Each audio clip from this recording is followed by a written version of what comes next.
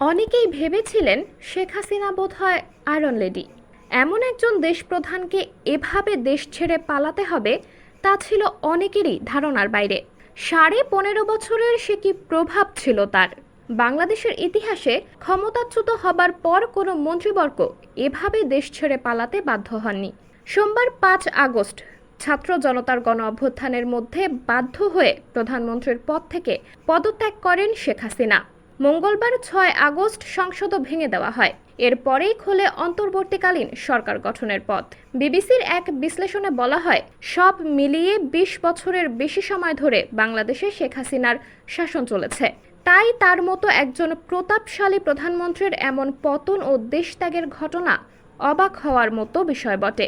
তবে টানা ক্ষমতার শেষের দিকে এসে শেখ হাসিনা ক্রমেই স্বৈরাচারী মনোভাবের হয়ে উঠেছিলেন বলে মনে করেন সমালোচকেরা। বিশেষ করে ভিন্ন মতের কাউকে তিনি গ্রাহ্য করতেন না। একের পর এক রাজনৈতিক গ্রেপ্তার, গুম, বিচার বহির্ভূত হত্যাকাণ্ড, নির্যাতন, সাম্প্রতিক বছরগুলোয় এসবই ছিল শেখ হাসিনার বিরুদ্ধে অভিযোগ। তার বিরুদ্ধে আরও একটি বড় অভিযোগ হচ্ছে, সে নোবেলজয়ী অর্থনীতিবিদ ডক্টর মোহাম্মদ ইউনূসকে আদালতের মাধ্যমে বারবার আইনি হয়রানি করেছে। এছাড়াও শেখ হাসিনার বিরুদ্ধে গণমাধ্যম ও রাজনৈতিক প্রতিপক্ষের ওপর কর্তৃত্ববাদী দমন পীড়নের অভিযোগ বেশ পুরনো।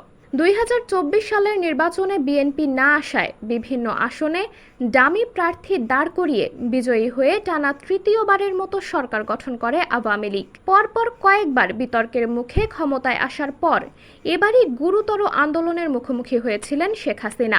সরকারি চাকরিতে কোটা সংস্কারের দাবিতে আন্দোলনের সূত্রপাত, পরে ব্যাপক রক্তপাতের পর সেটা এক দফা বা সরাসরি সরকার পতনের আন্দোলনে রূপ নেয়। আন্দোলন দমনে কঠোর পথ বেছে নিয়েছিল শেখ হাসিনা। তিনি আন্দোলনকারীদের সরাসরি সন্ত্রাসী হিসেবে চিহ্নিত করেন। পুলিশ নির্বিচার গুলি চালায়, নিহত হন শত শত মানুষ। এরপর হাজার হাজার মানুষকে ফৌজদারি অপরাধে গ্রেপ্তার করে পুলিশ।